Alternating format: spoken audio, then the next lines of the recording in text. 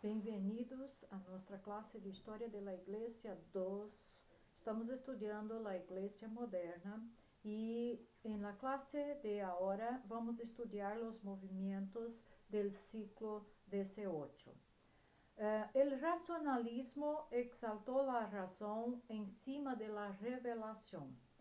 Em parte foi uma reação contra a rigidez da Igreja e em parte contra o ênfase à la experiência del pietismo.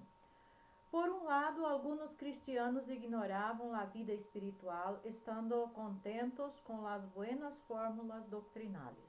Por outro lado, outros cristianos enfatizavam a religião experimental e descuidavam as necessidades intelectuais do homem. Então, miren que os cristianos estavam como que em uma gangorra.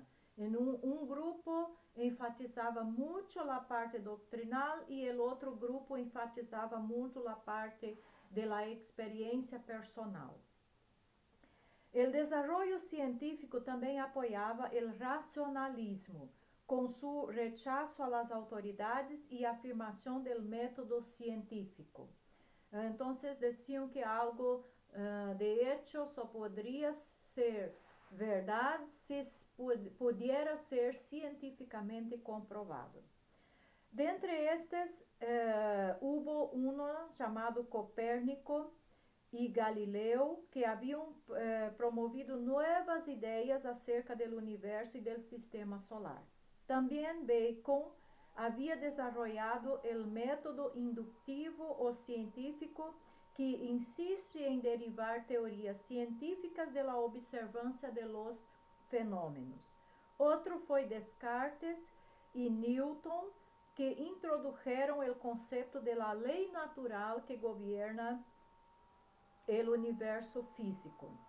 Outro movimento deste ciclo foi o deísmo. Tomou a posição de que o universo é um sistema cerrado de coisas e efeitos governado por leis naturais.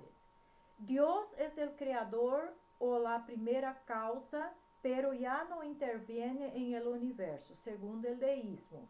Por lo tanto, a revelação, os milagros, a oração e a providência não têm lugar em este universo. A Bíblia é um livro humano de conceitos muito elevados e Jesus um homem de espiritualidade extraordinária. O deísmo chegou a ter muita influência em Inglaterra, França, Alemanha e incluso Norte-América. A filosofia de John Locke ensinou que, assim como o universo natural é governado por leis naturais, estas leis também dão ao homem certos direitos naturais. Então, mais allá do deísmo, outra filosofia foi esta filosofia de John Locke, que ensinava exatamente isto. Dentre os que creiam em estes princípios, em esta filosofia, estava Voltaire e Rousseau, que ampliaram e popularizaram estes conceitos em França, onde foram adoptados por los revolucionários de forma radical, da Revolução Francesa. Também foram incluídos por Thomas Jefferson em la Declaração de Independência de las colônias norte-americanas. Em estas colônias, a filosofia de Locke era moderada por el espírito calvinista e ajudou a que se evitaram os excessos de la Revolução Francesa. Outro hecho deste ciclo foi a Revolução Industrial. Causou o grande crescimento de las cidades e provocou muitos problemas sociais. As condições de vida de milhares de trabalhadores eram terríveis. As igrejas responderam com caridade e promoveram cambios sociais para melhorar estas condições. E em este ciclo, então, surge um dos movimentos mais importantes e mais ricos da história da Igreja moderna, que foi o movimento moraviano. Foi um contra-ataque cristiano que nasceu do pietismo luterano em contra do racionalismo. O conde de Zinzendorf invitou a muitos protestantes desterrados a estabelecer-se em Sajonia, donde los formou em la fraternidade renovada, ou los hermanos unidos, como eram conhecidos. Não queria formar outra denominação e quedou dentro da igreja luterana. Depois de um desacordo com a igreja luterana e com o governo, Zinzendorf foi desterrado por mais de 10 anos. A unidade de los hermanos se formou oficialmente em el ano 1742. Demonstraram um selo por las missões, enviando muitos missioneiros a outros países. Também los moravos influenciaram muito em la conversão de los hermanos Wesley. Então, este movimento moraviano é um movimento muito importante em la igreja cristiana. Quem foram os moravianos? Como já lemos e falamos aqui, foi um grupo de cristianos que eram desterrados, estavam perseguidos e se juntaram exatamente em las tierras deste conde chamado Conde Zinzendorf, que era também um cristiano, era um homem que estudou, tinha formação teológica e formação universitária secular, tinha um grande preparo e foi muito influenciado por el pietismo. E como foi que o movimento moraviano influenciou o mundo? E foi incluso o influenciador del gran movimento missioneiro de las misiones modernas, de la iglesia moderna e também de los avivamientos, de los grandes avivamientos. Bien, estes hermanos que estavam expulsos de sus países originales se juntaram com Zinzendorf e então hicieron um propósito de orar. 24 homens e 24 mulheres se juntaram para orar durante 24 horas ininterruptamente. Então, cada um homem e uma mulher cobriam exatamente uma hora de oração. E assim se organizaram para que as 24 horas do dia estuvieran cubiertos. Pero não hicieron isso durante um dia ou uma semana ou um mês. Pero esta reunião de oração foi se fortalecendo, outros irmãos foram se incorporando, se agregando. E esta reunião de oração, irmãos, é conhecida como a mais larga reunião de oração do mundo. Esta reunião de oração durou mais de 100 anos, mais de um siglo. Mirem, não foi uma semana, não foi um mês, não foi um ano, não foram 10 anos, foram mais de 100 anos. Um ciclo de oração.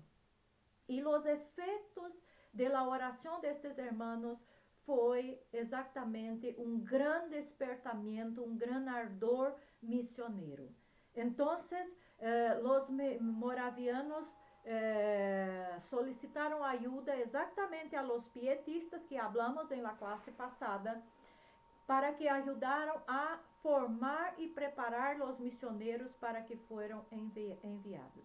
Incluso em um solo dia, muitas vezes se apresentavam hasta quase 40 pessoas voluntárias para serem enviados como missioneiros.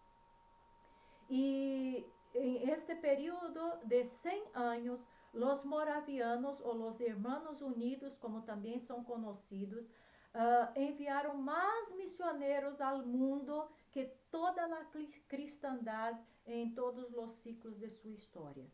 E também influenciaram os grandes avivamentos. Então, miren como a oração é importantíssima para o desenvolvimento da obra missioneira e para o despertamento da igreja.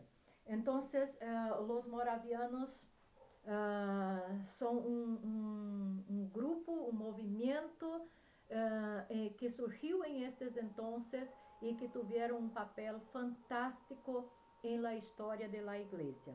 Les animo a que leam mais, conheçam mais a história deste conde, que incluso quando começou este grupo de hermanos, ele aún era muito jovem, tinha apenas 27 anos, quando começou este movimento de oração entre os hermanos moravos. E durante toda sua vida se dedicou a la predicação do evangelho, a la oração e a enviar missioneiros a todos os lugares do mundo onde havia possibilidades e necessidades. Incluso os moravianos tinham um ardor missioneiro tão intenso que alguns, para poder predicar em certos lugares, se vendiam como escravos para que pudieran estar allá predicando o evangelho. Então, era realmente um ardor missioneiro extraordinário, fantástico, e que nós outros necessitamos resgatar, porque hoje dia as igrejas nem oram por missões, e nós outros podemos fazer isto orando. Muito bem, então, outro movimento que surgiu neste siglo foi exatamente o metodismo, que nasceu das conversões de Juan e Carlos Wesley, que se converteram influenciados exatamente por los moravianos. Eles tiveram contato, eles eram da igreja anglicana, tiveram contato com os moravianos e assim se converteram. E eles não desejavam formar uma nova igreja, uma nova denominação. Desejavam simplesmente que esta experiência deste cristianismo vivo pudiera estar presente em la igreja anglicana mesmo. Então, também seu amigo Jorge Whitefield também foi influenciado por este movimento, e todos eles eram ministros da igreja de la Inglaterra. Os irmãos Wesley, Juan e Carlos Wesley, eram arminianos, e Whitefield era calvinista em sua doutrina teológica. Juan era predicador e administrador, e Carlos era pastor e autor de mais de 7.000 hinos. E Whitefield, predicador e evangelista por excelência, e também participou em el gran avivamento de Norte-América. Então, podemos dizer que estes três homens, e mais especificamente Juan Wesley e Whitefield, foram os dois pilares de los dois grandes avivamentos que nós outros conhecemos em la história. Wesley em Inglaterra e Whitefield em Estados Unidos, em Norte-América. Predicaram o evangelho em las igrejas anglicanas e depois ao aire livre. Organizaram a los simpatizantes em classes para o discipulado bajo superintendentes, que chegaram a chamar-se obispos depois. Com a independência norte-americana, a Igreja Metodista Episcopal foi formada, e depois a Igreja Metodista em Inglaterra. Miren que a Igreja Metodista de los Estados Unidos foi organizada e formada antes, primeiro, do que lá de Inglaterra. Lá de Inglaterra foi formada depois.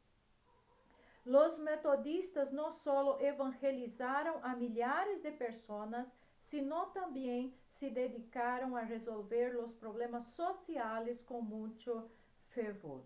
Incluso há um dato muito interessante, que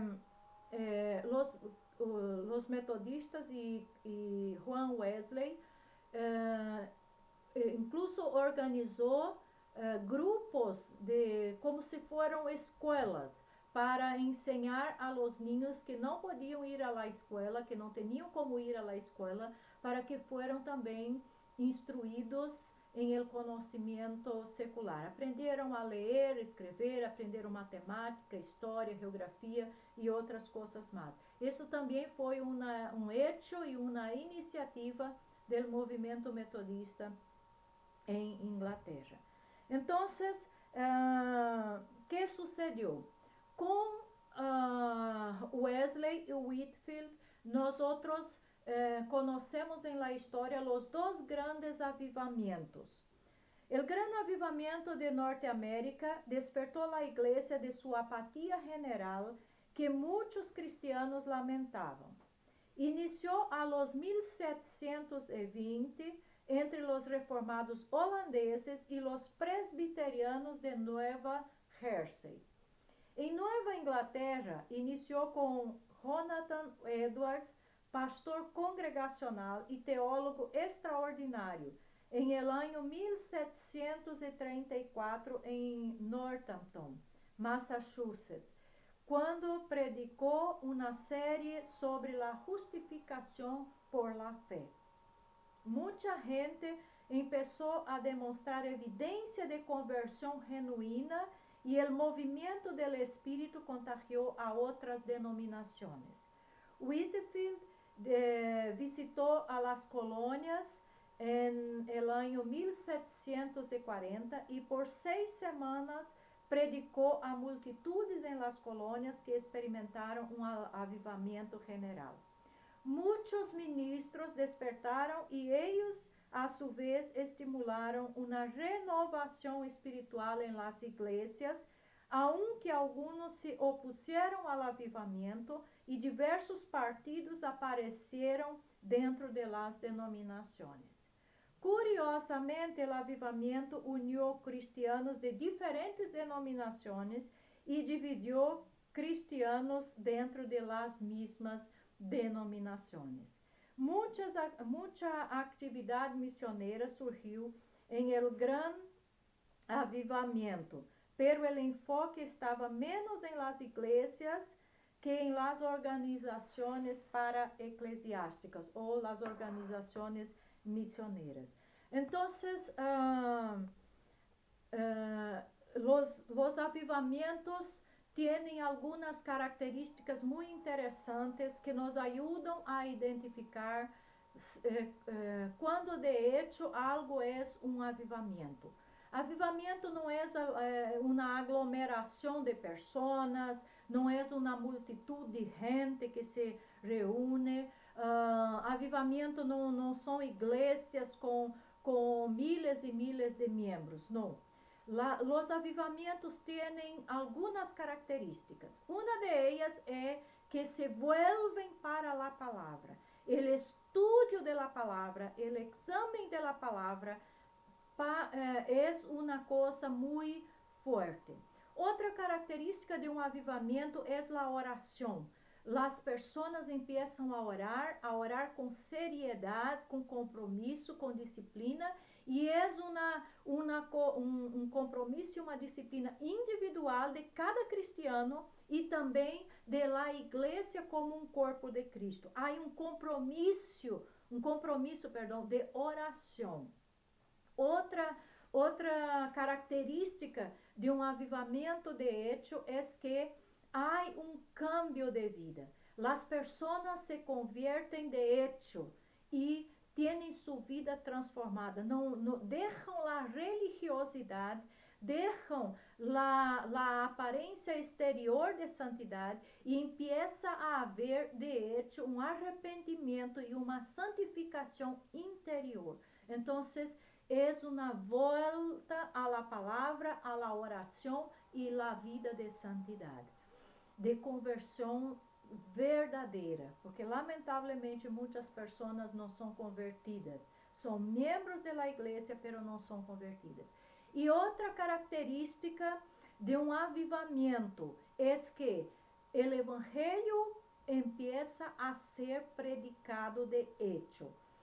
A sus vecinos, a sus familiares, a sus amigos, en su ciudad, en el país, y la visión se amplía, como dice en Hechos 1:8, hasta los fines, los confines, hasta el último de la tierra. Hay un deseo ardente, intenso, de predicar el evangelio a todas las gentes, como la Biblia ordena. Entonces, quando não há estas características, quando não há estes efeitos, então algo que pode estar sucedendo dentro das igrejas não é avivamento, porque um avivamento de hecho produz estas coisas. E quando miramos para a história, vamos encontrar que sempre, quando houve um genuíno avivamento, estas coisas estavam presentes. Estudo e predicação da Bíblia, oração particular e coletiva, conversão genuína, arrependimento, confissão de pecado, santidade personal, interior, e predicação do Evangelho. Missões. A obra missioneira sempre é hecha quando há um genuíno avivamento. Porque o avivamento não é para que a pessoa tenha todos os dones espirituais e simplesmente se mostre assim e esteja aí solamente para exibir-se. Não. El avivamiento es para que podamos cumplir la gran comisión que Jesús dejó a su iglesia, de predicar el evangelio a toda criatura. Y esto se hace orando, predicando y ayudando, enviando misioneros y ayudando los misioneros que están en el campo, sustentándolos para que puedan estar ahí haciendo su trabajo. Entonces, hermanos, esto es algo muy importante que también los animo a leer más, estudiar más, conocer más respecto a los avivamientos y respecto también a la obra misionera, respecto a lo trabajo y la vida de los moravianos que nos trazem cosas que nos animam bastante. En la próxima clase vamos hablar sobre las misiones modernas y vamos seguir hablando sobre los movimientos del siglo XIX. Que Dios les bendiga y hasta nuestra próxima clase.